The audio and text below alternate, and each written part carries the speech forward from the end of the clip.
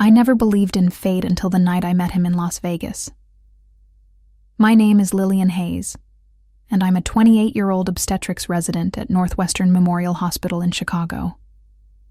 20 months ago, I made a decision that would alter the entire trajectory of my life, though I didn't know it at the time.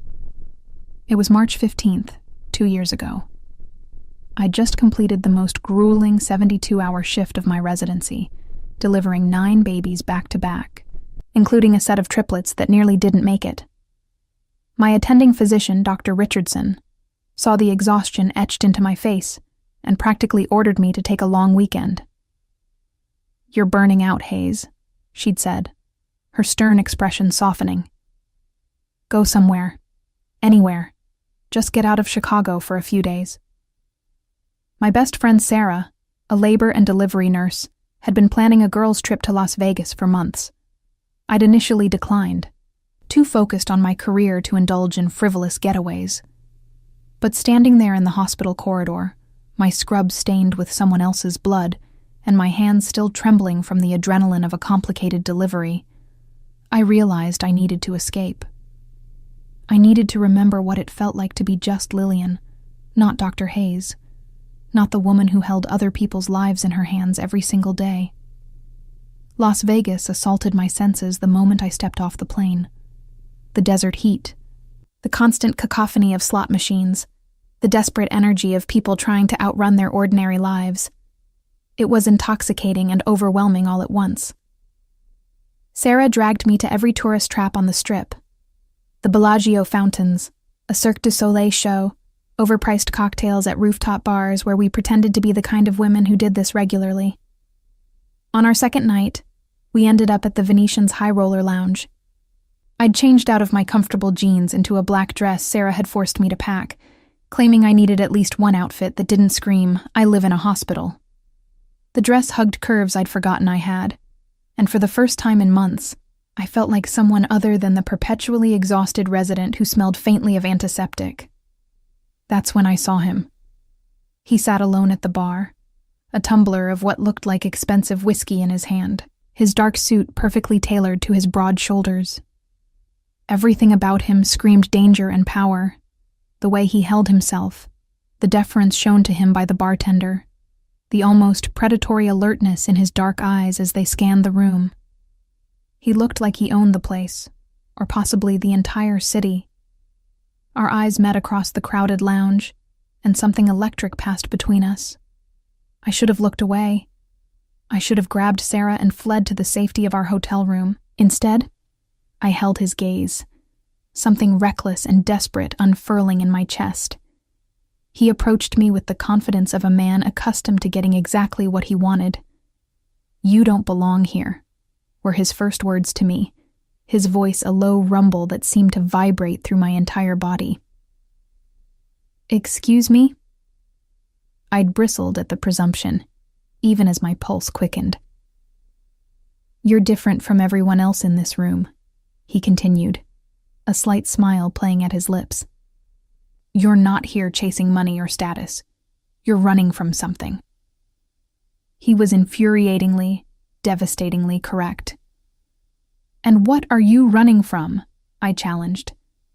"Everything," he admitted, and the raw honesty in that single word disarmed me completely. We talked for hours. He never told me his full name, just Damien, and I was too intoxicated by his presence to press for details. He spoke in vague terms about his work, something involving logistics and shipping, but I sensed layers of danger beneath his polished exterior. I told him about the triplets I'd delivered, about the mother who'd hemorrhaged and nearly died while I'd fought to keep her alive, about the weight of holding tiny lives in my hands. "You save people," he'd said, his dark eyes intense on mine. I'm not sure I've ever saved anyone in my life. There was such profound sadness in those words that I reached out and touched his hand. The contact sent sparks through my entire body. I dated during medical school, had a few relationships that fizzled under the pressure of my career, but I'd never felt anything like this immediate, overwhelming connection to a complete stranger. When he suggested we leave the lounge, I didn't hesitate. Sarah had already gone back to our room, and for once in my carefully controlled life, I wanted to be reckless. I wanted to forget about responsibility and consequence and just feel. His suite was on the top floor, a sprawling penthouse with floor-to-ceiling windows overlooking the glittering chaos of the Strip. The luxury was overwhelming.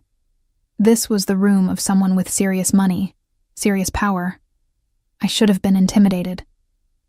Instead, I felt alive. "Are you sure?" he asked me, his hand gentle on my face, giving me one last chance to change my mind. "I'm sure," I whispered. And I was. For that one night, I wanted to be someone different, someone brave and spontaneous and free. What happened between us was unlike anything I'd experienced before. He touched me like I was precious, like I was the only thing in the world that mattered. We didn't just have sex. We connected on some primal level that transcended physical pleasure. When I fell asleep in his arms, I felt safer than I had in years. I woke up at dawn to find him already dressed, sitting on the edge of the bed watching me with an expression I couldn't quite read. "I have to go," he said, and there was genuine regret in his voice. "Business." "I understand," I replied, even though I didn't, not really. He kissed me one last time, deep and desperate, like he was trying to memorize the taste of me. "I'll find you," he promised. "When I get back to Chicago, I'll find you." But he never asked for my full name. He never asked which hospital I worked at. And I, still caught in the spell of the night, didn't think to ask for his contact information either. When I returned to his suite later that afternoon, hoping to leave him a note with my number, he was gone.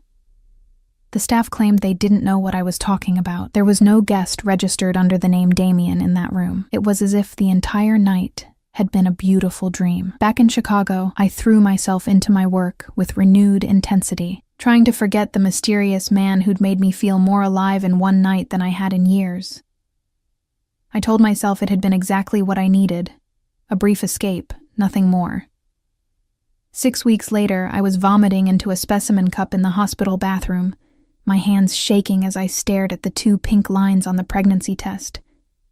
I was pregnant, with a stranger's child.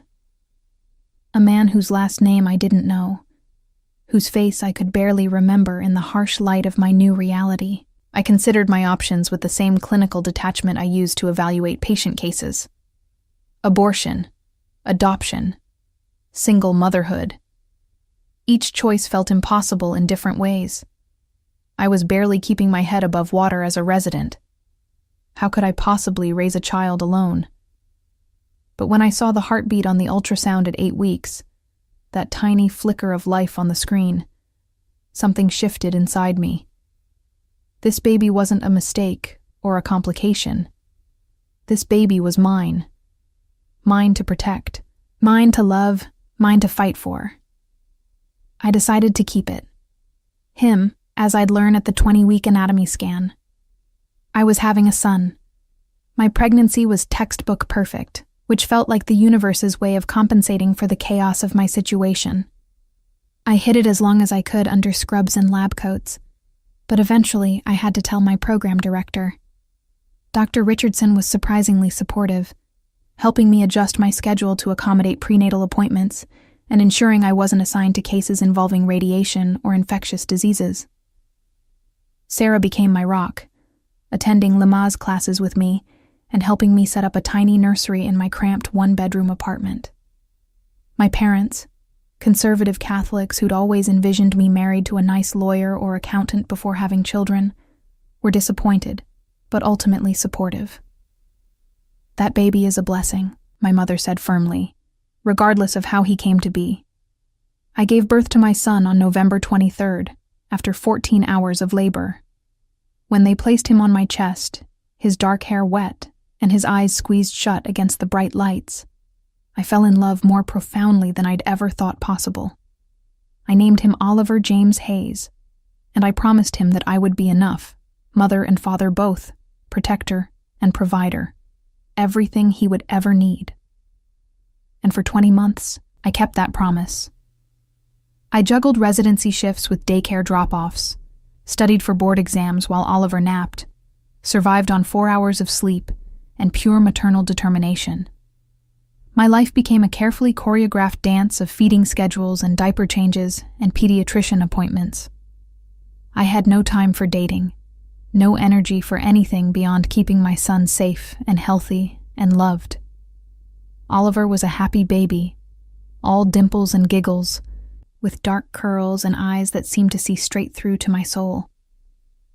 Everyone commented on how alert he was, how focused, as if he were taking in every detail of the world around him.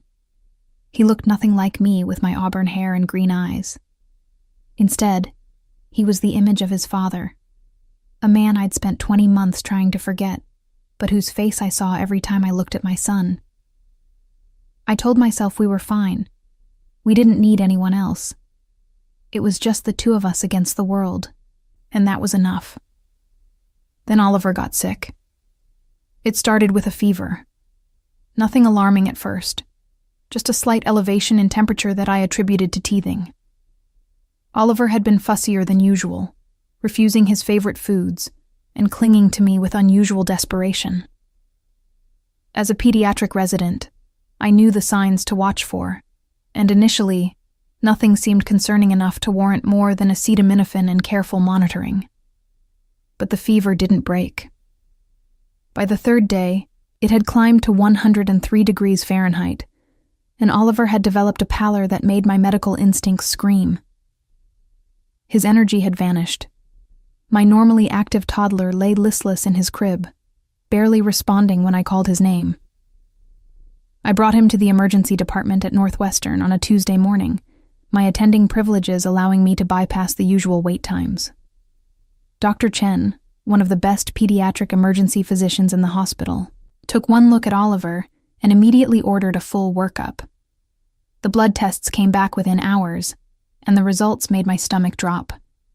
Oliver's hemoglobin was dangerously low, 7.2 grams per deciliter when it should have been between 11 and 13 for a child his age. His platelet count was elevated, and his white blood cell differential showed abnormalities that suggested his bone marrow wasn't functioning properly. "We need to admit him," Dr. Chen said gently, her hand on my shoulder. "Lillian, I know this is terrifying, but we're going to figure out what's happening." They admitted Oliver to the pediatric hematology floor, and suddenly I wasn't Dr. Hayes anymore. I was just a terrified mother watching her child suffer. The pediatric oncology team came to consult, words like aplastic anemia and bone marrow failure floating through the air like poison. They explained that Oliver's bone marrow had essentially stopped producing enough red blood cells, and they needed to investigate why. The next 72 hours were a blur of tests.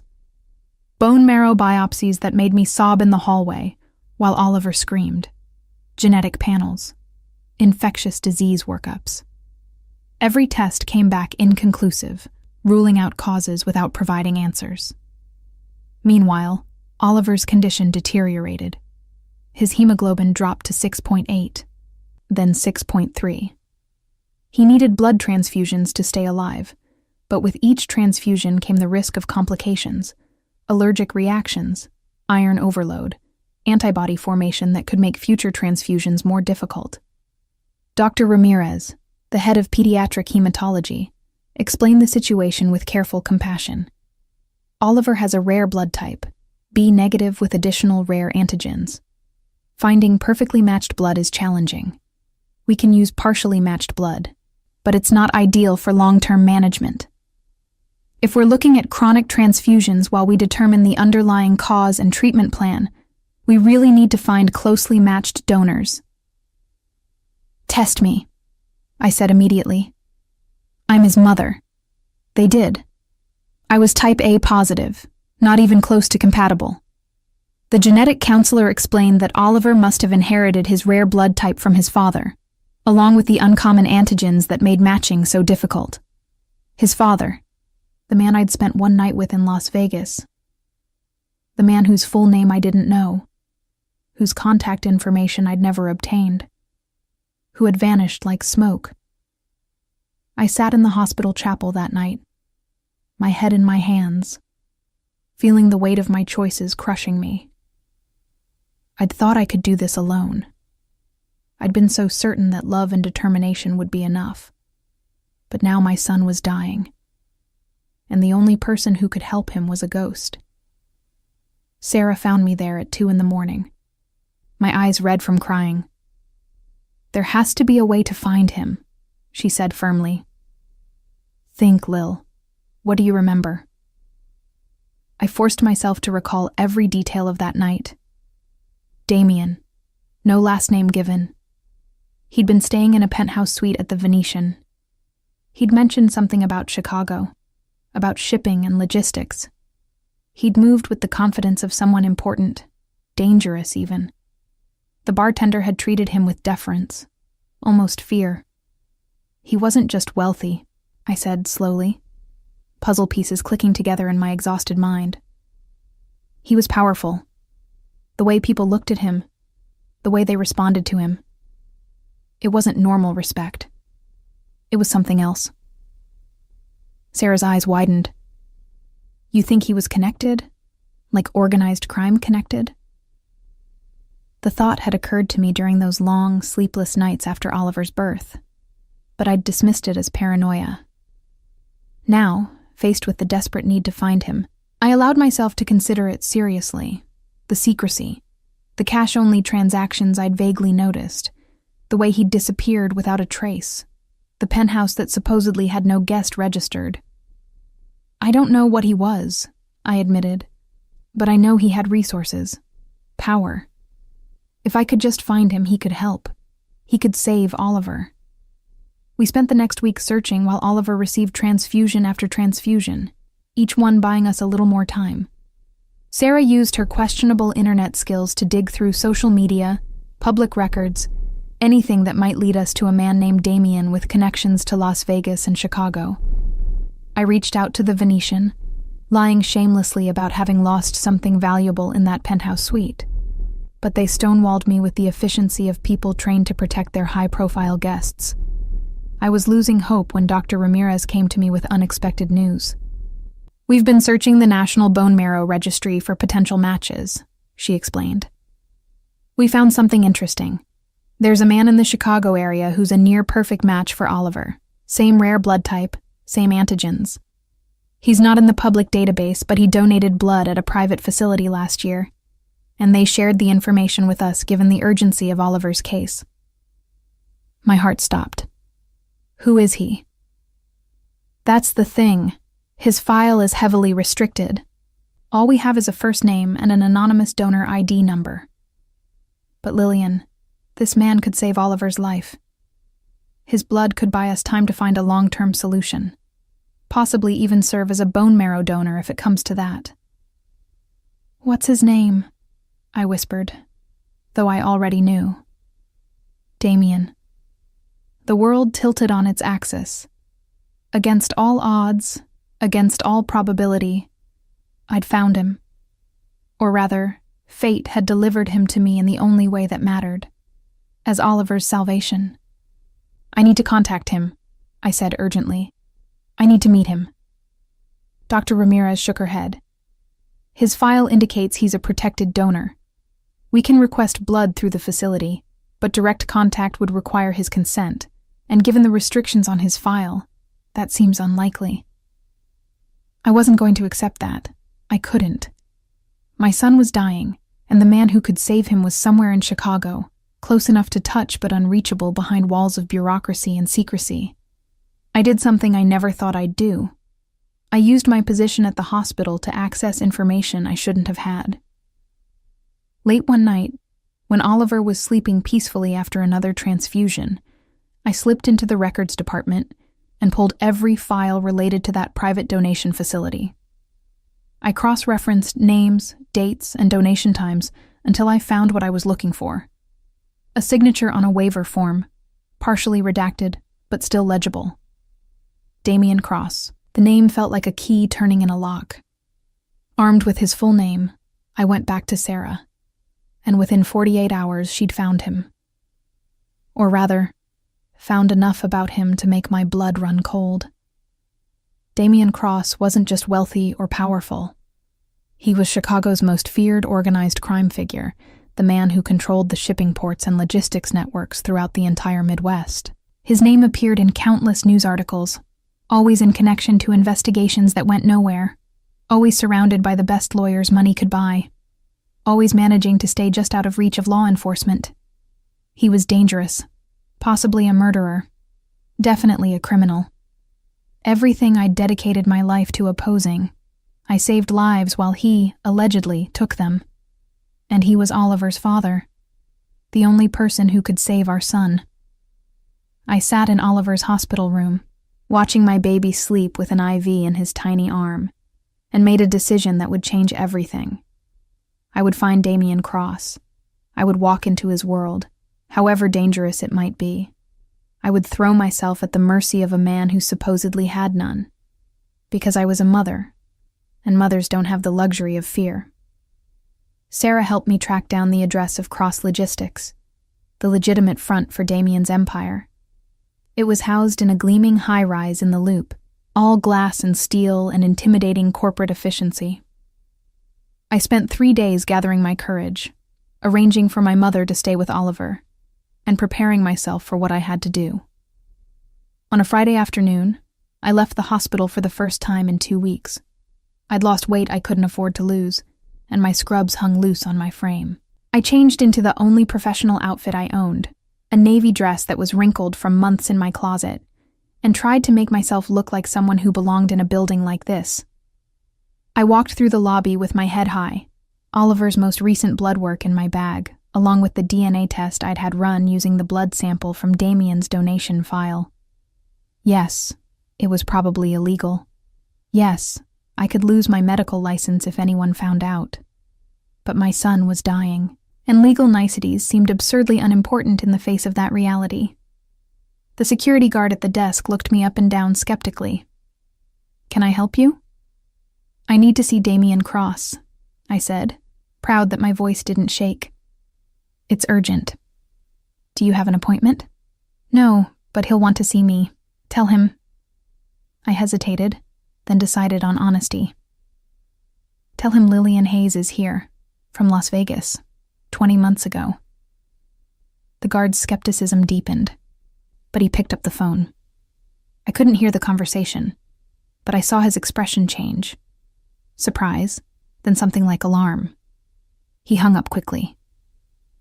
"27th floor," he said, his tone entirely different now. "Someone will meet you at the elevator." The elevator ride felt eternal. My heart hammered against my ribs, and I clutched my bag like a lifeline.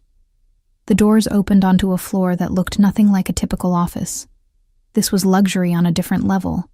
All dark wood and expensive art, and an atmosphere of carefully controlled power. A woman in an impeccable suit waited for me, her expression professionally neutral, but her eyes sharp with curiosity. "Ms. Hayes, follow me, please." She led me down a corridor lined with closed doors, past rooms where I could hear the low murmur of voices conducting business I probably didn't want to know about. At the end of the hall, she paused before a set of double doors. "He's expecting you," she said, then opened the doors and stepped aside. I walked into Damian Cross's office, and for the first time in 20 months, I saw the father of my child again. Damian stood by the floor-to-ceiling windows, his back to me, looking out over the Chicago skyline. Even in silhouette, I recognized him. The broad shoulders, the way he held himself with that particular combination of grace and danger. My body remembered him before my mind fully processed his presence, a flutter of recognition that felt almost like coming home. "Close the door," he said, without turning around. His voice was exactly as I remembered, that low rumble that seemed to resonate in my chest. I did as he asked, my hand trembling on the handle. The click of the lock engaging sounded impossibly loud in the silence. He turned then, and I got my first clear look at him in nearly 2 years. He was older, harder somehow, with new lines around his eyes that suggested he'd seen things I couldn't imagine. His dark hair was shorter than I remembered, and he wore a 3-piece suit that probably cost more than 3 months of my rent. But his eyes, those dark, intense eyes that had seen through me that night in Las Vegas, those were exactly the same. "Lillian," he said, and the way he spoke my name made something clench in my chest. "I looked for you." Those 4 words nearly broke me. "You did?" "For months. I went back to that hospital you mentioned, Northwestern Memorial. I described you to every person I could find. Auburn hair, green eyes, obstetrics resident. They said they had no one matching that description in their program." His jaw tightened. "I thought maybe you'd lied to me, that it had just been a game." "I didn't lie," I said quickly. "I was there. I am there. They must have—" I stopped, realization dawning. "You were asking about me. A man like you, with your reputation. They probably stonewalled you on purpose, to protect me." A bitter smile crossed his face. "To protect you from me. Yes, that makes sense." He crossed the room with predatory grace, stopping just outside my personal space. "So why are you here now, Lillian? After 20 months of silence? What changed?" This was it. The moment I'd been dreading and desperately hoping for in equal measure. I reached into my bag with shaking hands and pulled out the folder I'd prepared. Inside were Oliver's medical records, the DNA test results, and a photograph of my son. "This changed," I said, holding the folder out to him. Damien took it, his expression guarded. I watched his face as he opened it, as his eyes scanned the medical records without comprehension, then moved to the DNA results. I saw the exact moment understanding hit him. His whole body went rigid, and his eyes snapped to mine with an intensity that stole my breath. "You have a child," he said, his voice carefully controlled. "My child." "Yes." He looked at the photograph then, and something in his expression cracked. Oliver stared up from the glossy print, his dark curls framing his face, his serious eyes so like his father's that it was almost painful. Damien traced the image with one finger, a gesture so tender it made my eyes sting. "His name is Oliver," I said softly. "Oliver James Hayes. He just turned 20 months old." "Why didn't you tell me?" The question came out rough, almost accusatory. "How could I? I didn't know your last name. I didn't know how to find you. I tried, Damien. I went back to that suite, but it was like you'd never existed. I thought—" My voice broke. "I thought I could do it alone. I thought I could be enough for him." "You should have tried harder." There was anger in his voice now, and pain. 20 months, Lillian. 20 months of my son's life that I missed.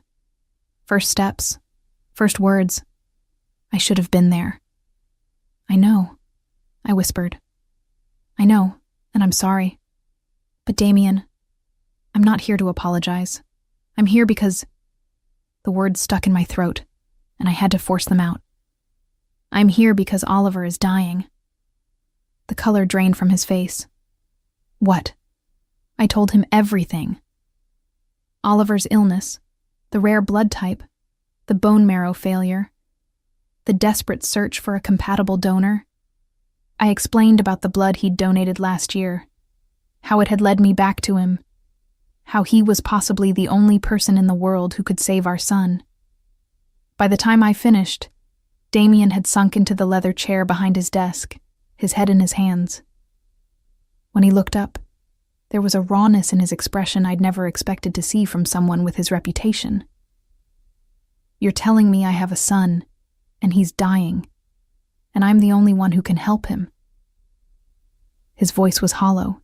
"Is that why you're here? Because you need something from me?" The accusation stung, even though it was true. "Yes," I admitted. "I need your blood. Your bone marrow, if it comes to that. I need whatever you can give to keep Oliver alive. And if I couldn't help? If I wasn't a match? Would you even have told me about him?" The question hung between us, heavy and unanswerable. The truth was, I didn't know. Part of me had convinced myself that keeping Oliver away from Damien's dangerous world was the right choice. But another part had ached for my son to know his father, to have that connection, even if it was complicated and dangerous. "I don't know," I said honestly. "I was terrified of you, of what you are, what you do. I wanted to protect Oliver from that life. And now you need me." There was bitterness in his tone, but also something else, a desperate hunger as he looked at Oliver's photograph again. "Now you're willing to bring your son into my dangerous world because you have no other choice." "I would do anything to save him," I said fiercely. "Walk through fire, make deals with the devil himself. You're right. I'm desperate. But I'm also hoping that somewhere inside the man who held me that night in Las Vegas, there's someone who might want to know his son, who might love him enough to help." Damien stood abruptly, pacing to the windows again. I watched the tension in his shoulders, the way his hands clenched and unclenched at his sides. When he spoke again, his voice was rough with emotion. "I've done terrible things, Lillian. Things that would make you run screaming if you knew the details. I've hurt people, destroyed lives. I'm not a good man, not by any definition of the word. But that night with you..." He turned to face me. "That night, I felt like someone different. Someone who might deserve something beautiful. And then you were gone, and I convinced myself it had been a dream, a glimpse of a life I could never have." "It wasn't a dream," I said softly. "It was real. And Oliver is real. He's the best thing I've ever done with my life, and he's yours too. You don't have to be perfect to be his father. You just have to show up." He crossed the distance between us in 3 long strides, stopping so close I could smell his cologne, expensive and subtly spiced, exactly as I remembered. "Where is he? Where's my son?" "Northwestern Memorial, pediatric hematology floor, room 427.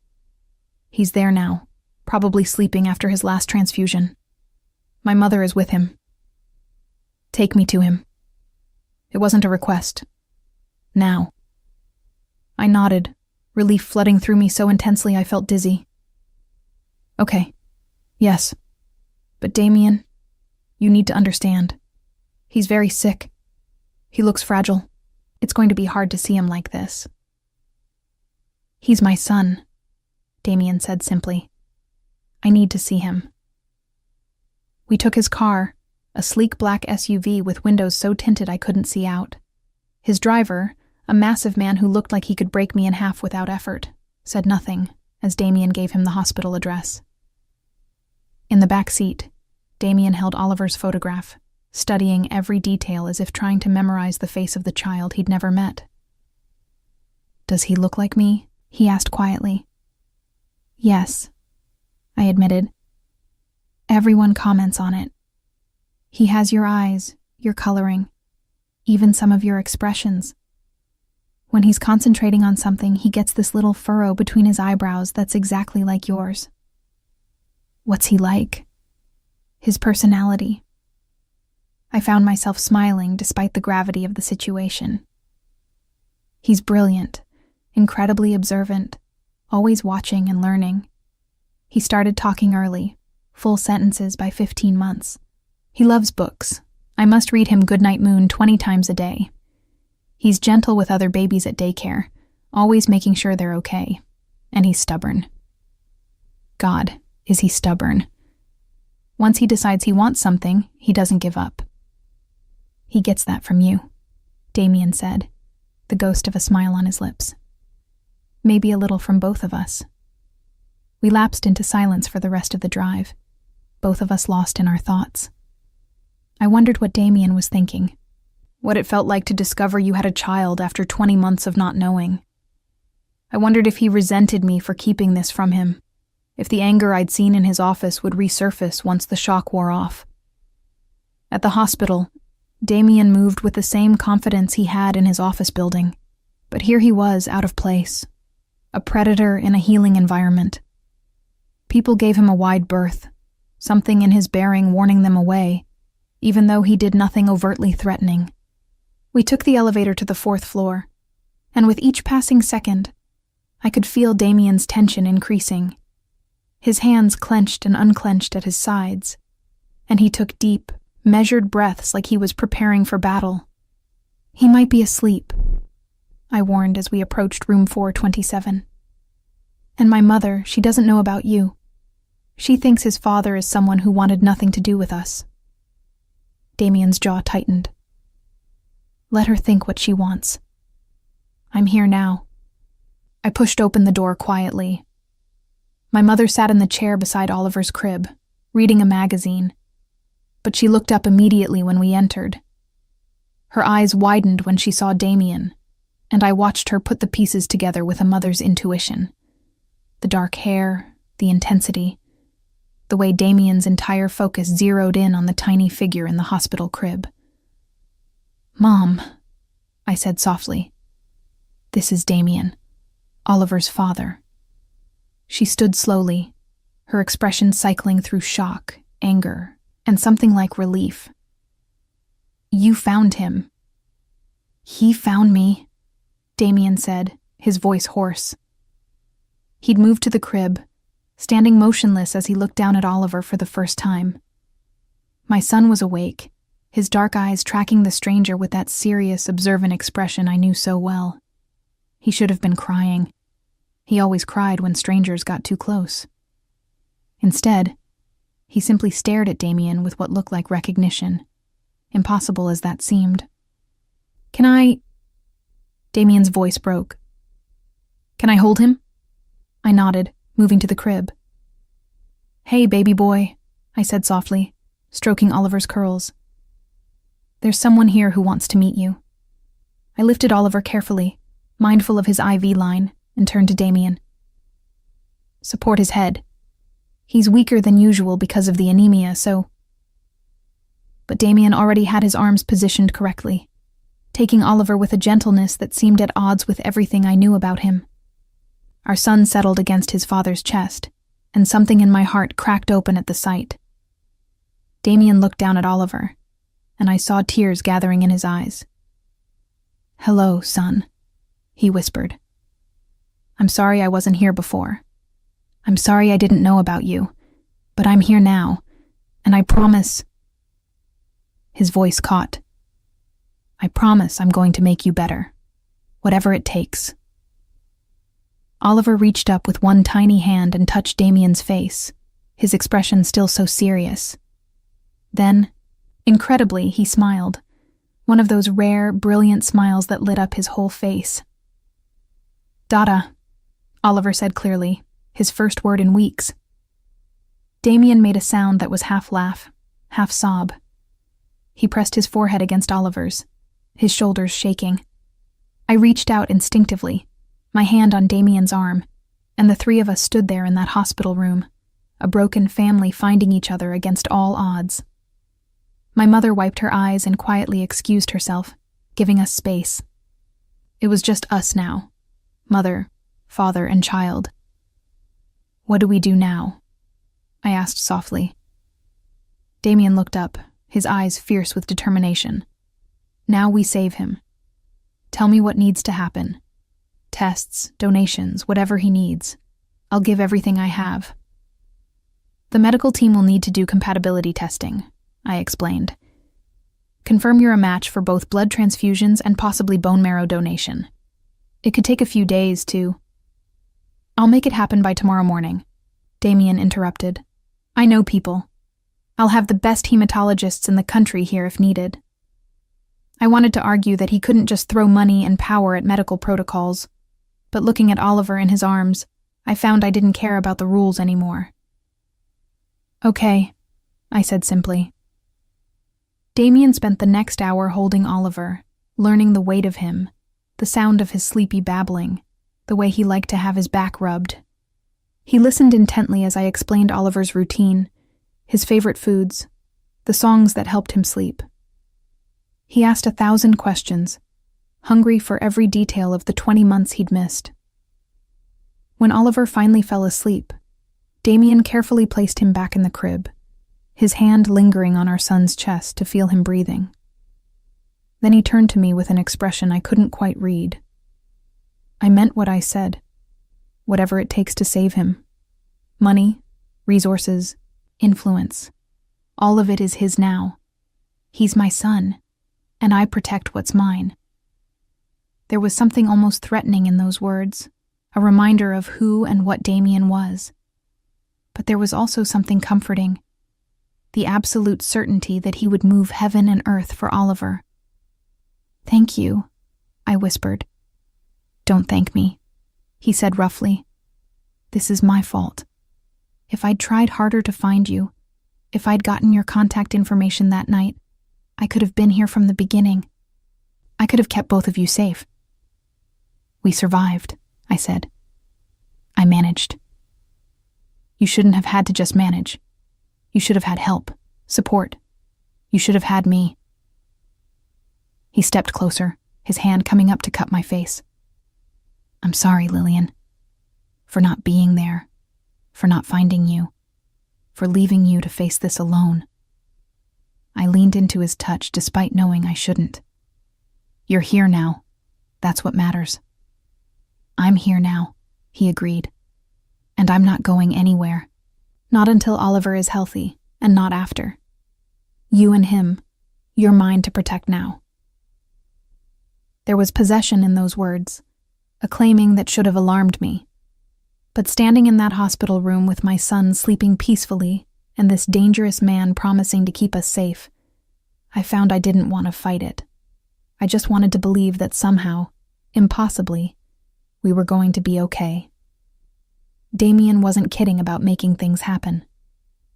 By the next morning, he'd assembled a team of specialists from Johns Hopkins, Mayo Clinic, and Cleveland Clinic, all flown in on his private jet and willing to consult on Oliver's case immediately. Dr. Ramirez looked simultaneously impressed and concerned by this display of power, but she couldn't argue with the results. Within 48 hours, they'd completed the full compatibility testing. Damien was a perfect match, not just for blood transfusions, but for bone marrow donation if it came to that. The genetic counselor looked at the results with barely concealed amazement. "The compatibility is extraordinary," she said. "It's like his bone marrow was designed specifically for Oliver." "Because he's my son," Damien said simply, as if that explained everything. They started the transfusion protocol immediately. I watched Damien lie in the donation chair, his expensive suit jacket draped over a nearby chair, his shirt sleeves rolled up to reveal surprisingly muscular forearms. He didn't flinch when they inserted the needle, his eyes fixed on Oliver's crib across the room. "Does it hurt?" I asked, sitting beside him. "No," he lied, and I knew it was a lie because I'd done enough blood donations during medical school to know the discomfort of the process. But Damien didn't so much as wince, his face a mask of careful neutrality. Oliver's response to the transfusion was dramatic. Within hours, color returned to his face. Within days, his energy came back. He started playing with his toys again, giggling at peekaboo, demanding to be read his favorite books. The medical team was cautiously optimistic. The transfusion had bought us time, but we still needed to address the underlying bone marrow failure. Damien was there for all of it. He showed up every morning at 7, still dressed in his expensive suits, but increasingly rumpled as the days wore on. He learned Oliver's routine, took over some of the feeding and diaper changes, sang lullabies in a surprisingly good voice that made Oliver's eyes go heavy with sleep. I watched this dangerous man become a father, and it was the most remarkable transformation I'd ever witnessed. With Oliver, Damien was gentle, patient, utterly devoted. He talked to our son constantly, explaining everything he did, as if making up for lost time by filling Oliver's world with words. "You see these buildings out the window?" Damien would say, holding Oliver up to look out over the city. "Your dad owns some of those. Legal businesses, I promise. When you're older, you can help me run them if you want. Or you can be a doctor like your mom, or an astronaut. Whatever you want, Oliver. The world is yours." It should have been strange, this mob boss planning futures for a toddler in a hospital room. Instead, it felt right in a way I couldn't explain. But Damien's presence in our lives came with complications. His men, bodyguards, I assumed, took up positions in the hospital corridor, making the nursing staff nervous and drawing attention from hospital administration. Detective Morgan from the Organized Crime Unit showed up one afternoon, ostensibly checking on Oliver, but clearly there to investigate Damien's sudden involvement. "Ms. Hayes," the detective said, pulling me aside, "I need to ask you some questions about Damien Cross." "He's Oliver's father," I said firmly. "He's here because his son is sick. That's all." "Damien Cross doesn't do anything without an angle," Morgan warned. "Whatever he's told you, whatever he's promised, remember what he is. He's dangerous, Ms. Hayes. You and your son could get caught in the crossfire of his world." I wanted to argue, to defend Damien, but I couldn't. Because Morgan was right. I knew what Damien was, what he did. I'd seen the news reports, heard the rumors whispered by other hospital staff, once they realized who was spending every day in Oliver's room. That night, after Oliver fell asleep and my mother had gone home, I confronted Damien about it. "The police are watching you. Watching us now because of your connection to Oliver. Is that going to be a problem?" Damien was quiet for a long moment, his eyes on our sleeping son. "Yes," he finally admitted. "My world isn't safe, Lillian. I've been trying to figure out how to keep you and Oliver separate from it. But the truth is, the moment you walked into my office, you made yourself a target. My enemies will see Oliver as leverage. Your connection to me puts you both in danger." Fear clutched at my chest. "Then maybe you should stay away. Maybe we should—" "No." The word came out hard, absolute. Damien turned to face me, his expression fierce. "I'm not walking away from my son. Not now. Not ever. What I am going to do is make sure you're both protected. I'm going to make sure no one can touch you." "How?" I asked, already knowing I wouldn't like the answer. "By making it known that you and Oliver are under my protection. By putting security on you. Real security. People who know how to handle threats. By moving you out of that apartment in Ravenswood and into somewhere secure. I can't just uproot my life because—" "Your son almost died," Damien interrupted, his voice sharp. "He's better now because of the transfusion. But the underlying problem isn't solved yet. He's going to need ongoing care. Possibly bone marrow transplant. Definitely long-term monitoring. You can't do that while working 80-hour weeks as a resident. You can't do that while living paycheck to paycheck, constantly stressed about money and childcare. So, what are you suggesting? Let me help. Let me take care of you both. Not because you're weak or incapable, but because you shouldn't have to do this alone anymore." He stepped closer, his hand gentle on my face. "I have resources, Lillian. Money isn't an issue. I can hire the best nannies, the best medical care, provide everything Oliver needs. I can give you the time and space to focus on being his mother without constantly worrying about survival." It was tempting. God, it was so tempting. The thought of not having to choose between sleep and studying, of not calculating grocery costs to the penny, of knowing Oliver would have everything he needed without me having to break myself to provide it. But accepting Damien's help meant accepting his world, all the danger and complications that came with it. I don't want Oliver growing up thinking that crime pays.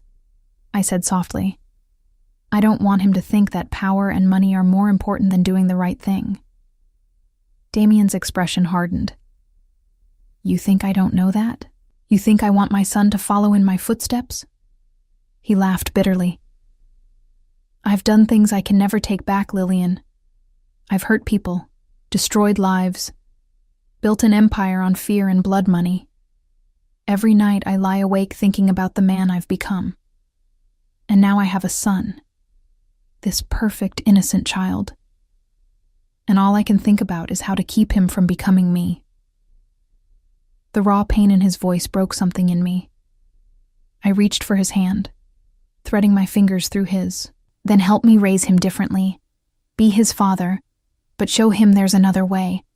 Use your resources for good, not just for power. It's not that simple, Damien said, but there was something in his eyes.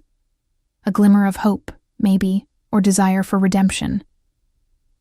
Nothing about this is simple, I agreed. But we figure it out together. For Oliver. For Oliver, he echoed. The conversation was interrupted by Dr. Ramirez, who'd been running additional tests on Oliver's bone marrow samples. Her expression was grave as she entered the room. I have results from the genetic analysis, she said without preamble. Oliver's condition isn't just aplastic anemia. He has a rare genetic mutation called dyskeratosis congenita. It affects his bone marrow's ability to regenerate blood cells. It's hereditary, which means he inherited the mutation from one of you. Damien and I exchanged looks. Which one? I asked. From you, Mr. Cross. You're a carrier for the mutation. You likely have no symptoms because you only have one copy of the gene, but Oliver inherited 2 copies, one from each of you, which is why he's symptomatic. I saw Damien's face go pale. So this is my fault. I gave this to him. It's not about fault, Dr. Ramirez said quickly. It's genetics, not a choice. But this diagnosis does change Oliver's treatment plan. He's going to need a bone marrow transplant, and sooner rather than later. The good news is that Mr. Cross, as his father and a perfect match, can be his donor. The success rate for sibling or parent donors in cases like this is very high. Damien didn't hesitate. When? When can we do it? We need to get Oliver stronger first. The transfusions are helping with that. I'd say 6 to 8 weeks to prepare him for the transplant procedure. During that time, we'll need to run more tests on you, Mr. Cross, to ensure you're healthy enough to donate. I'll do it, Damien said immediately. Whatever needs to happen, whatever you need from me, I'll do it. After Dr. Ramirez left, Damien stood at Oliver's crib, his hand resting on our son's small back. I gave him this disease, he said quietly. My DNA, my genes, they're hurting him. And your bone marrow is going to save him, I countered. Biology isn't morality, Damien.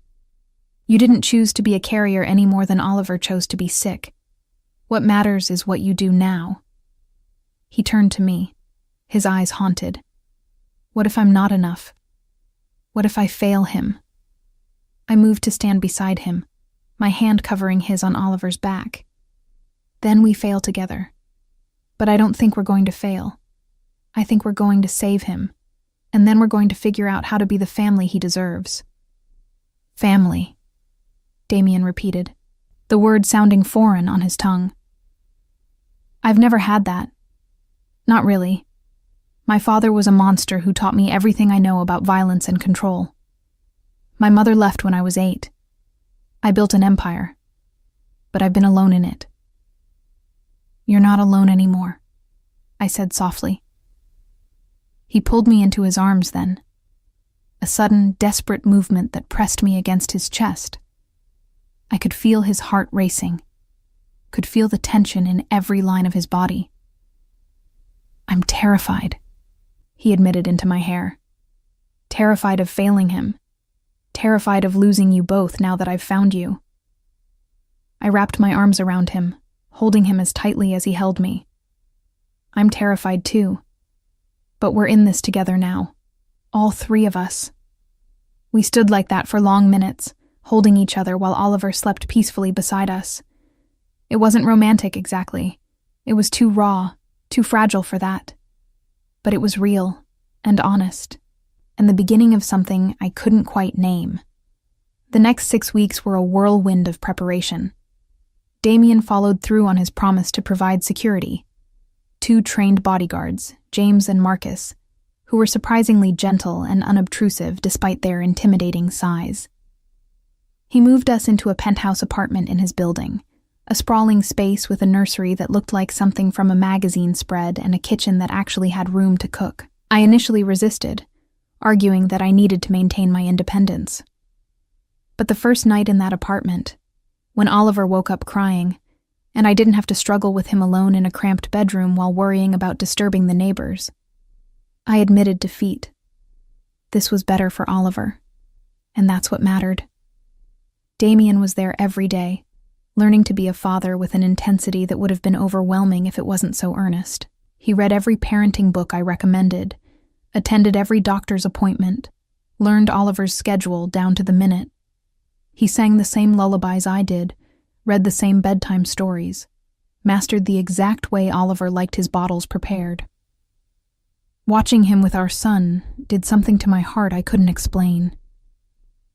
This dangerous man who supposedly ran the Chicago underworld would spend hours building block towers just to watch Oliver knock them down with glee. He carried Oliver around the apartment, narrating everything they saw, his deep voice patient and warm. He learned to change diapers without complaint, to comfort Oliver when he was fussy, to play peekaboo until they were both laughing. And slowly, carefully, something began to grow between Damien and me. It started with small moments, our hands brushing as we both reached for Oliver, shared smiles over our son's head, quiet conversations after Oliver fell asleep. The attraction from that night in Las Vegas was still there, simmering beneath the surface, but now it was complicated by something deeper. Partnership, maybe, or the beginning of real understanding. One night, 3 weeks before Oliver's scheduled transplant, Damien found me crying in the kitchen. I'd just gotten off the phone with my program director, who was growing increasingly concerned about my absence from the hospital. My residency was in jeopardy, and while I knew I'd make the same choice again, Oliver came first, always. The thought of losing my career after sacrificing so much for it hurt more than I wanted to admit. Damien pulled me into his arms without a word, letting me cry against his chest. When I finally calmed down enough to explain, he was quiet for a long time. "What if you didn't have to choose?" he finally said. "What do you mean?" "What if you could finish your residency without the impossible schedule? What if you could be there for Oliver and still become the doctor you've worked so hard to be?" "That's not how medicine works," I said bitterly. "You can't just half-ass a residency. But you could defer, couldn't you? Take a year off for Oliver's health, then return when he's stable. I can make sure you don't have to worry about money during that time. And I know people on the hospital board. I could make sure your spot is held." The offer was generous, but the way he said, "I know people on the hospital board," reminded me of exactly who he was and how he operated. "I don't want you bribing people for me." "It's not bribery," Damien said patiently. "It's networking, using my resources to help the people I care about. Let me do this, Lillian. Let me make this one thing easier for you." I wanted to refuse on principle, but the truth was, I was exhausted, stretched so thin I could barely function. The thought of being able to focus on Oliver during his recovery without constantly worrying about my career was almost unbearably tempting. "Okay," I finally whispered. "But after Oliver is better, I go back. I finish my training. I become a doctor." "Of course," Damien agreed immediately. "I would never ask you to give up your dreams. I just want to make sure you can pursue them without destroying yourself in the process." He kissed my forehead then, a gentle gesture that felt both comforting and dangerous. I looked up at him, and the expression in his eyes made my breath catch. hunger and tenderness mixed together in equal measure. "Lillian," he said softly, and I knew he was going to kiss me. I should have stopped him. We had too much to figure out, too many complications. But when his lips met mine, I forgot all the reasons this was a bad idea. The kiss was slow and deep, nothing like the desperate passion of Las Vegas. This was different, a promise, a question, an acknowledgement of everything that had grown between us. When we finally pulled apart, we were both breathing hard. "I'm falling in love with you," Damien admitted, his forehead resting against mine. "I know I shouldn't. I know my world is dangerous and complicated. But I can't help it. You and Oliver, you're everything I never knew I needed." My heart hammered in my chest. "I don't know what I feel," I admitted honestly. "I'm grateful and attracted to you, and sometimes I think I could love you. But I'm also terrified of you, of what you're capable of what dating you would mean for Oliver and me." "I understand," Damien said, though I could see the hurt in his eyes. "I just needed you to know how I feel." We didn't discuss it again, but something had shifted. The air between us felt charged, every casual touch electric with possibility. We moved around each other with careful awareness, both of us hyper-conscious of the growing tension.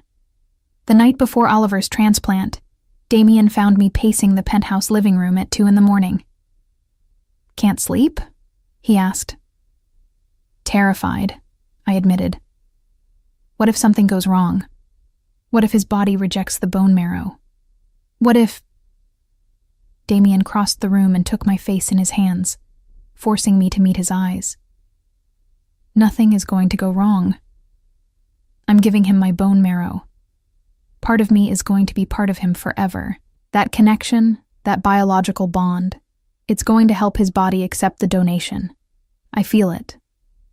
"That's not how medicine works," I said, but I wanted to believe him. "Maybe not.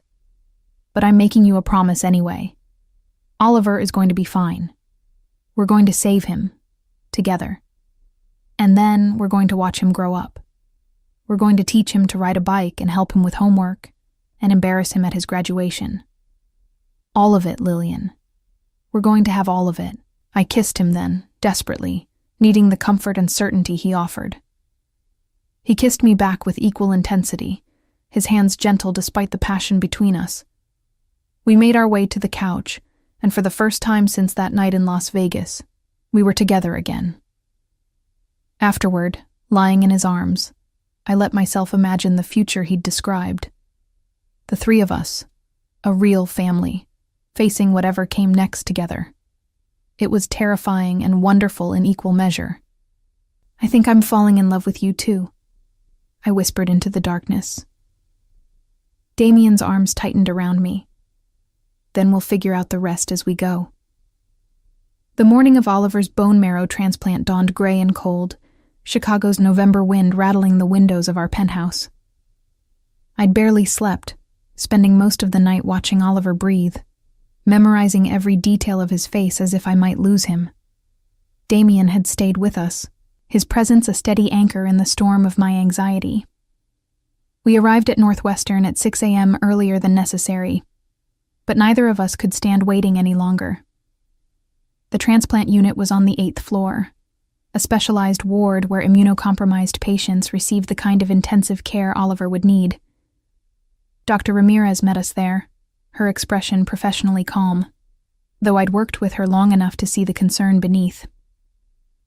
"Everything is ready," she assured us. "Mr. Cross, we'll take you first for the harvest procedure. It'll take about 2 hours under general anesthesia. Oliver's procedure will begin once we have your bone marrow." I watched them prep Damien, my emotions a tangled mess. This dangerous man was about to undergo surgery to save our son, literally giving part of himself to keep Oliver alive. He caught my eye before they wheeled him away, and the love I saw there took my breath away. "Take care of our boy," he said. "I'll be back soon." The wait was agony. I sat with Oliver in the pre-op room, holding him while nurses prepared his IV lines and medications. He was remarkably calm for a 22-month-old about to undergo major surgery, as if he somehow understood the gravity of the situation. "Mama," he said, patting my face with his small hand. "Dada?" "Dada's helping you," I told him, my voice thick with emotion. "He's giving you something very special so you can get all better." "Love Dada," Oliver said seriously, and I had to turn away so he wouldn't see me cry. My mother arrived just as they were taking Oliver back to the OR.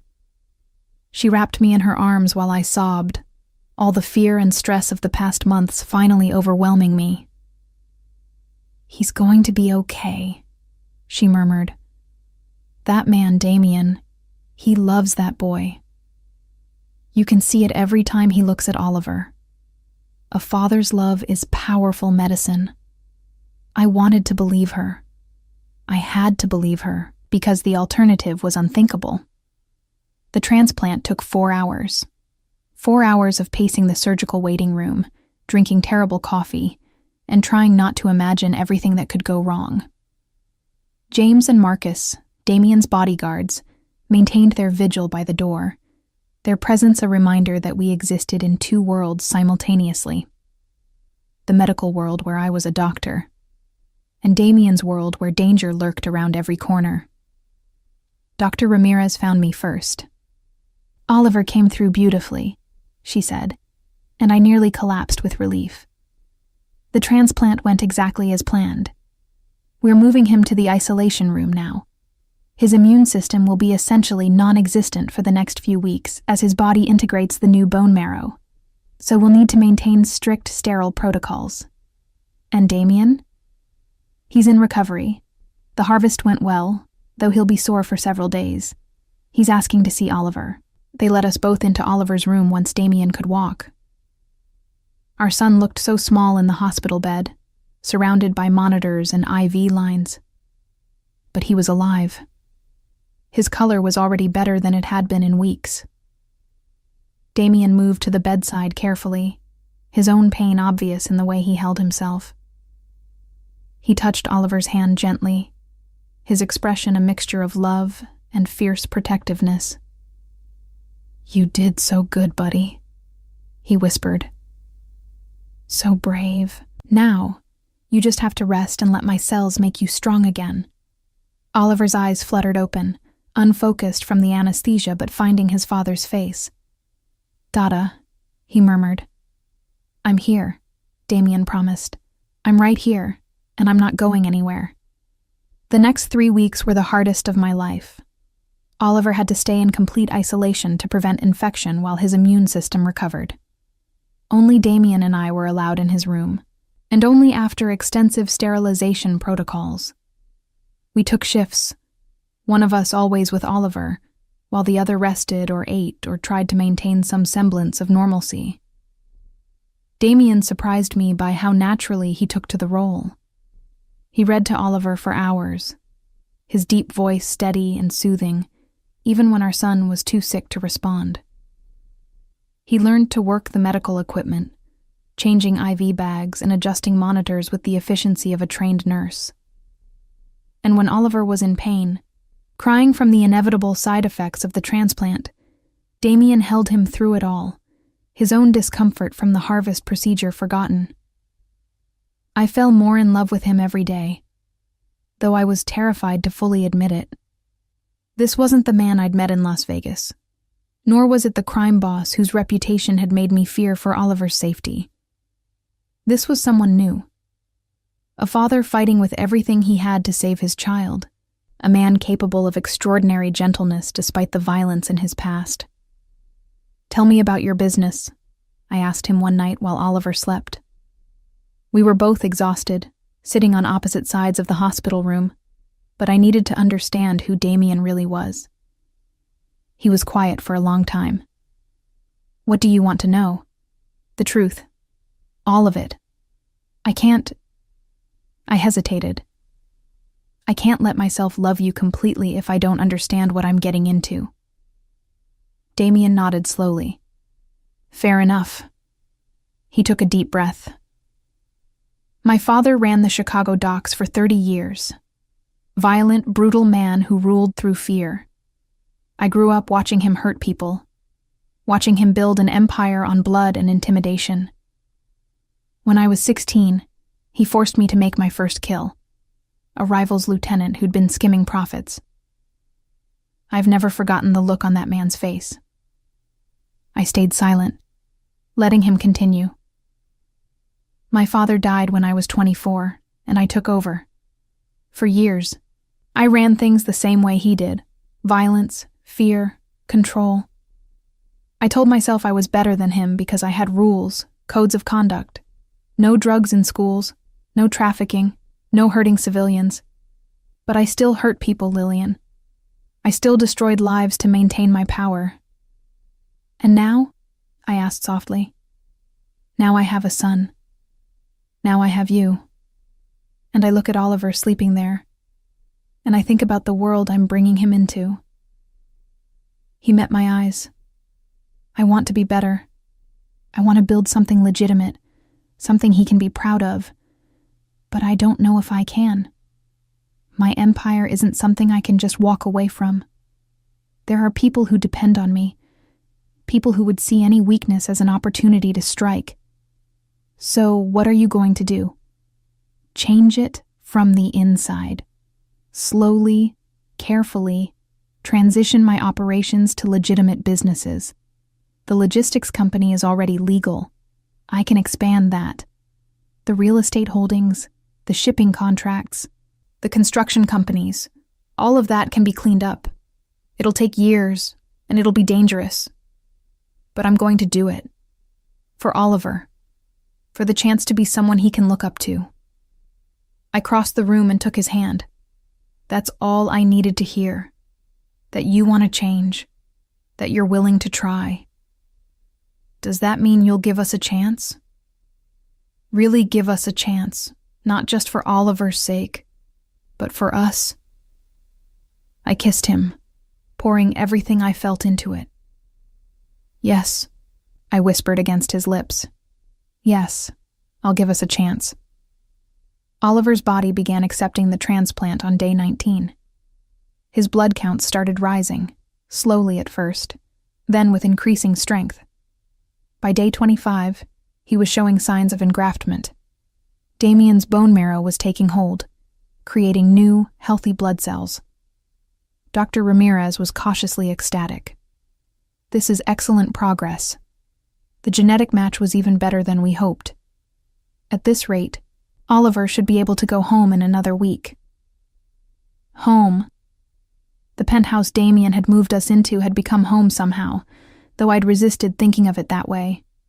But hearing Dr. Ramirez say it made it real. We were going to take our son home, healthy and whole. The night before Oliver's discharge, Damien disappeared for several hours. I tried not to worry, tried to trust that he was handling legitimate business. But I couldn't help the anxiety that crept in. When he finally returned, he was accompanied by his lawyer and carrying an envelope. "What's this?" I asked. "Insurance," he said simply. "Legal documents establishing Oliver as my heir and beneficiary. If anything happens to me, and in my world, that's always a possibility. He'll be taken care of. Everything I have goes to him, with you as trustee until he's 18. The implications of what he was saying hit me hard. Damien, nothing is going to happen to you. You don't know that. I have enemies, Lillian. People who'd love to see me dead. I need to know that if I fall, you and Oliver will be protected." He pulled out another set of documents. "These are for you. A trust fund, properties in your name, accounts that can't be touched by anyone else. I don't want you to ever have to depend on me for survival. I want you to have choices." I stared at the papers, overwhelmed. "This is too much. I can't. You can, and you will. For Oliver's sake, if not your own." He pulled me close. "I love you, Lillian Hayes. I love you with everything I am, everything I've been, and everything I'm trying to become. Let me do this. Let me provide for you both. I love you too, I admitted, the words coming easier this time. I love you, and it terrifies me because your world is so dangerous. But I also know that without you, Oliver wouldn't be alive right now. You saved him. You saved us both. We brought Oliver home on a Wednesday. The penthouse had been transformed, a new air filtration system to protect Oliver's still fragile immune system, monitoring equipment that would make a hospital jealous, and a nursery that looked like something from a dream. But more than that, it felt like a real home now, filled with the evidence of our life together. Oliver's toys scattered across the floor, family photos on the walls, the comfortable clutter of people actually living there. Damien was a revelation as a father now that Oliver was home. He worked from the penthouse most days, conducting his business from his home office while remaining available for Oliver's needs. He learned to make Oliver's favorite meals, mastered the art of bath time, and could calm a tantrum with the efficiency of a seasoned parent. I watched him sing Oliver to sleep one night, his deep voice gentle on the lullaby, and realized that this simple domestic moment, was what I'd been searching for without knowing it. Not the passionate stranger from Las Vegas, not the dangerous crime boss, but this man who'd learned to put our son's needs above everything else. What are you thinking? Damien asked, catching me watching from the doorway. That I never imagined this, I admitted. When I found out I was pregnant, I thought I'd be doing this alone forever. And now here you are, and I searched for the right words. You're perfect at this. He carefully extracted himself from Oliver's crib and came to me, pulling me into his arms. I'm not perfect. Far from it. But I'm trying. Every day, I'm trying to be the father Oliver deserves, and the man you need. You're succeeding, I told him, and meant it. We made love that night for the first time since Oliver came home, careful and tender, reconnecting in the way only parents of a sick child can truly understand. It wasn't just physical. It was a celebration of survival, of family, of futures we'd almost lost. Afterward, lying in Damien's arms, I let myself believe that maybe, impossibly, we were going to be okay. We had Oliver, healthy and thriving. We had each other, building something real despite the odds. And we had hope that Damien's promised transformation would succeed, hope that we could create a life free from the darkness of his past. I should have known that hope is a dangerous thing in Damien's world. The threat came 3 months after Oliver's transplant, just when we'd started to believe we might actually be safe. I was at Northwestern for a follow-up residency meeting. Damien had made good on his promise to secure my spot when I was ready to return, when James called me with controlled urgency in his voice. Dr. Hayes, you need to come back to the penthouse immediately. There's been a situation. My blood turned to ice. Oliver? Is Oliver okay? Oliver is fine. He's with Mr. Cross in the secure room, but there's been a credible threat against the family. We're implementing full lockdown protocols. I left the hospital at a run, James and Marcus flanking me as we raced to the car. The drive back to the penthouse felt eternal, my mind spinning with worst-case scenarios. What had I been thinking, letting Oliver get involved in Damien's world? What if something happened to our son because of his father's past? The penthouse was transformed when I arrived. More security personnel I'd never seen before manned every entrance. The windows had been covered with what looked like bulletproof shutters. And in the master bedroom, which had been converted into a fortified safe room, I found Damien holding Oliver, his expression grimmer than I'd ever seen it. What happened? I demanded, taking Oliver from him and checking our son over frantically. He seemed fine, confused but unharmed, reaching for his father with chubby hands. Viktor Kozlov, Damien said, his voice hard. He runs the Russian operations in Chicago. We've had an uneasy truce for years, but he's been pushing into my territory. I've been shutting him down through legal channels, buying out his properties, offering his people better deals to come work for me. He's losing power, and he doesn't like it. What does that have to do with us? Damien's jaw tightened. He sent a message. Photos of you and Oliver at the park last week. A note saying that if I don't back off, he'll take from me what I value most. Terror and rage warred in my chest. He threatened our son? He won't get near Oliver, Damien promised, his voice deadly. I've already moved on this. My people are locating every property he owns, every person who works for him. By morning, Viktor Kozlov won't have an empire left to threaten us with. And what happens when he retaliates? When he comes after us with nothing left to lose? He won't get the chance. There was something in Damien's eyes that reminded me exactly who and what he was. I'm ending this tonight. I knew what he meant, knew what ending this implied in his world. And despite everything I believed in, despite my oath to do no harm, I found I didn't care. Someone had threatened my child, and I wanted them destroyed. What do you need me to do? I asked. Damien looked at me in surprise. Stay here. Keep Oliver safe. That's all I need you to do. No. I held his gaze. If you're doing this, if you're protecting our family, then we do it together. Tell me what's happening. All of it. Over the next hour, Damien explained his plan. He'd been working with the FBI for the past 6 months, feeding them information about Kozlov's illegal operations in exchange for immunity and help transitioning his own businesses to legitimate operations.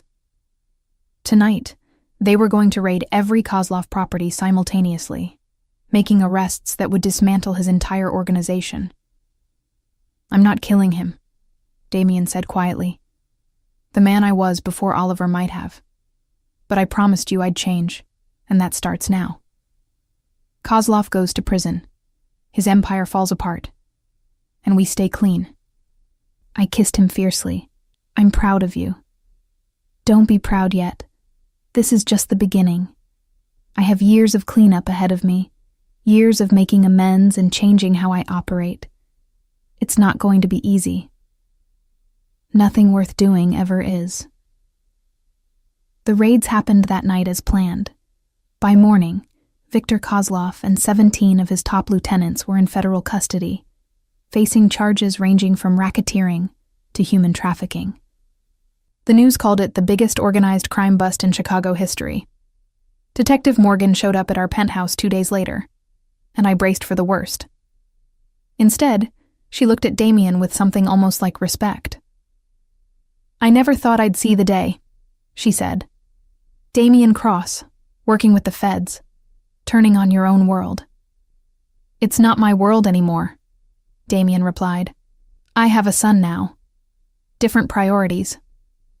Morgan's expression softened as she looked at Oliver, who was playing with blocks on the floor, oblivious to the adult conversation. He's beautiful. Lucky kid, having parents who love him enough to change their whole lives. After she left, I asked Damien what came next. More of the same, he admitted. Working with the feds to clean up the rest of my operations, transitioning everything to legitimate business. It's going to take years, and some people in my organization won't like it. But I'm doing it anyway. For Oliver. For all of us. I want to be able to look my son in the eye when he's older and tell him the truth about who I was and who I became. I want him to be proud of me, not afraid or ashamed. 6 months later, something remarkable happened. Damien had been working with a group of federal prosecutors who'd noticed patterns in his business records, patterns that suggested he'd been keeping detailed documentation of crimes he'd witnessed or participated in for years. When they approached him about it, he admitted the truth. I've been keeping records since I took over from my father, he told me that night. Evidence of every deal, every crime, every corrupt official or business partner. I told myself it was insurance, a way to protect myself if things went south. But really, I think part of me always hoped I'd have a chance to use it for something better. What are you going to do with it? Give it to them. All of it. It'll implicate people I've worked with, people who trusted me. But it'll also bring down corrupt cops, dirty politicians, and criminals worse than I ever was. It'll hurt, but it's the right thing to do. The fallout from Damien's cooperation was massive. Over the next year, his testimony and documentation led to more than 200 arrests across Chicago and the Midwest. Politicians, law enforcement officials, other crime families, all of them fell like dominoes. Damien himself faced charges for his past crimes, but the combination of his cooperation and the evidence he provided resulted in a plea deal that kept him out of prison. During all of this, Oliver thrived. The transplant had been completely successful, and by his second birthday, his bone marrow was functioning perfectly. He was a healthy, happy toddler who called Damien, Dada, and me, Mama, with equal enthusiasm, who had no idea how close he'd come to dying or how dramatically his existence had changed both our lives. I returned to my residency part-time, working with a schedule that allowed me to be home with Oliver most evenings. Damien transformed his logistics empire into one of the most respected shipping companies in the country, winning contracts with major corporations who'd never have touched him before. He started a foundation dedicated to pediatric cancer research, donating millions to the hospital that had saved Oliver's life. And slowly, carefully, we built a real life together. Not the fantasy from Las Vegas, not the desperate partnership of Oliver's illness, but something genuine and lasting. We argued about normal things, whose turn it was to do dishes, how to handle Oliver's tantrums, whether to have another child. We laughed together, made love, supported each other through hard days, and celebrated the good ones. 18 months after Oliver's transplant, Damien proposed.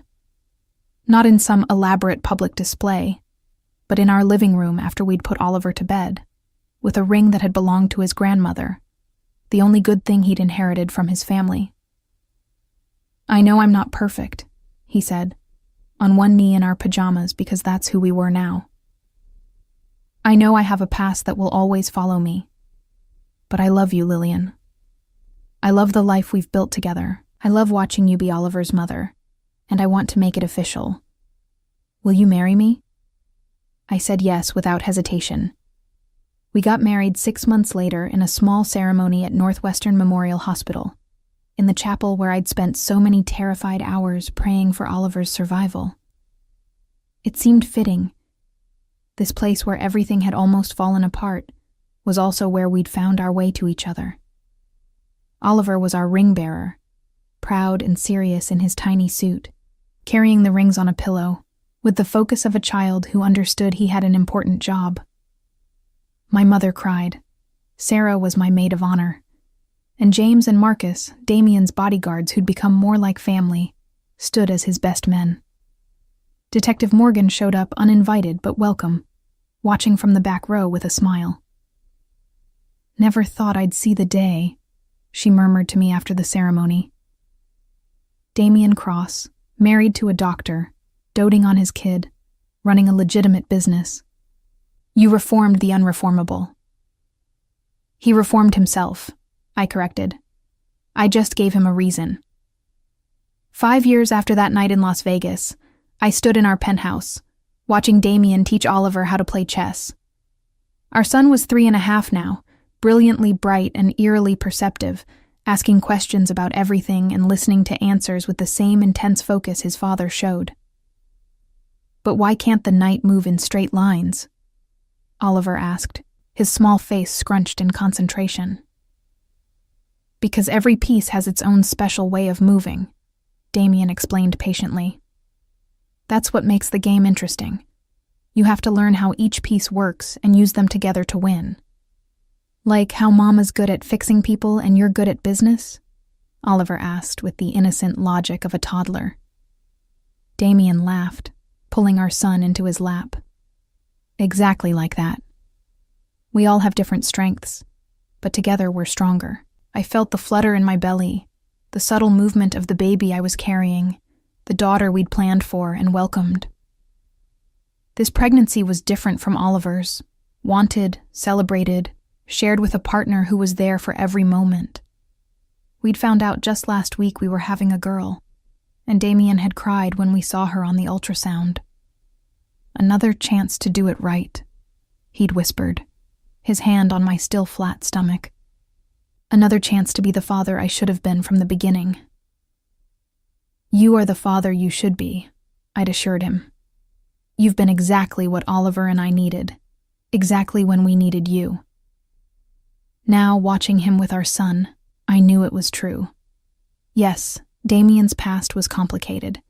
Yes, there were still people who looked at him with suspicion, who would never forget what he'd been. But every day, he chose to be better.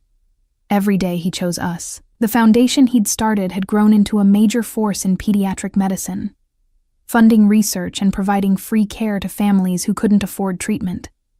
He'd hired other former criminals, giving them legitimate opportunities to rebuild their lives. He'd become an advocate for criminal justice reform, using his story to push for better rehabilitation programs and second chances. And more than any of that, he'd become the father Oliver deserved.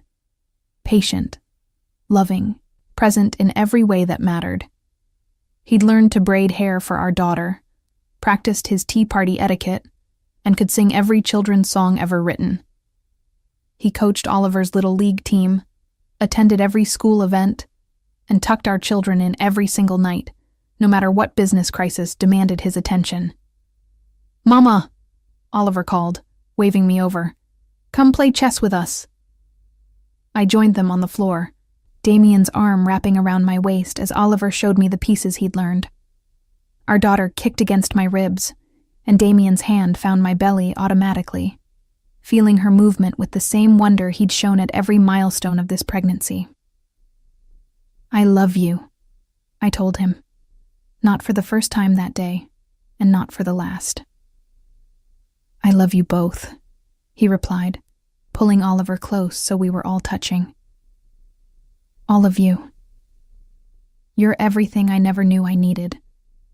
Later that night, after Oliver was asleep and Damien and I were alone, he pulled me onto the balcony to look out over Chicago. The city glittered beneath us, millions of lives unfolding in the darkness. "Do you ever regret it?" he asked quietly. "That night in Las Vegas? Everything that came after?" I thought about the question seriously, thought about the fear and struggle of single motherhood, the terror of Oliver's illness, the complications of loving a man with Damien's history. But I also thought about Oliver's laugh, about this baby growing inside me, about the family we'd built from chaos and desperation. "Not for a second," I said. "That night gave me Oliver. It gave me you. It gave me this life I never could have imagined." Was it hard? Yes. Terrifying? Absolutely. But I wouldn't change a single moment, because all of it led us here. Damien kissed me deeply, his hands cradling my face like I was something precious. "I don't deserve you," he murmured against my lips. "That's not for you to decide," I told him. "I chose you. I keep choosing you, and I'll choose you every day for the rest of our lives." We stood there together, looking out at the city where our story had unfolded, where we'd found each other against impossible odds. Somewhere out there were other women, pregnant and alone, wondering if they could survive. Somewhere were other men, trapped by their pasts, believing they could never change. I hoped they found what we'd found, the courage to ask for help, the strength to transform, the grace to forgive and be forgiven. Because if a medical resident and a crime boss could build a family from a one-night stand and a dying child, then anything was possible. Our story wasn't perfect. It wasn't the romance novels promised or the fairy tales suggested. But it was ours, messy and complicated and real. And as Damien led me back inside where our son slept and our daughter grew, I knew that this imperfect, impossible life was more than I'd ever dreamed of wanting. 20 months of resisting alone had led me to collapse into Damien's arms with the words, "Sir, you're the father. I need you." But what I'd found was so much more than just help with Oliver's illness. I'd found a partner, a family, and a love that had transformed both of us into people we never thought we could be. And that, I realized, was the real miracle. Not Oliver's survival, though that was miraculous enough. The real miracle was that two broken people had found each other in the chaos, had chosen to build something beautiful from the ruins of their pasts, and had created a family that proved redemption was always possible. As I crawled into bed beside Damien that night, his hand finding mine in the darkness, I sent a silent thank you to whatever force had brought us together, fate, chance, or just the random collision of two desperate souls in a Las Vegas casino. Whatever it was, I was grateful. Oliver would grow up knowing his father's past, but also knowing the man his father had become. Our daughter would be born into a family built on honesty and second chances, and Damien and I would face whatever came next together, partners in every sense of the word. The story that had started with a one-night stand and a dying child had become something none of us could have predicted. A family forged in crisis, tempered by love, and ultimately redeemed by the simple choice to keep trying, keep changing, keep fighting for each other. And in the end, that was enough. More than enough. It was everything.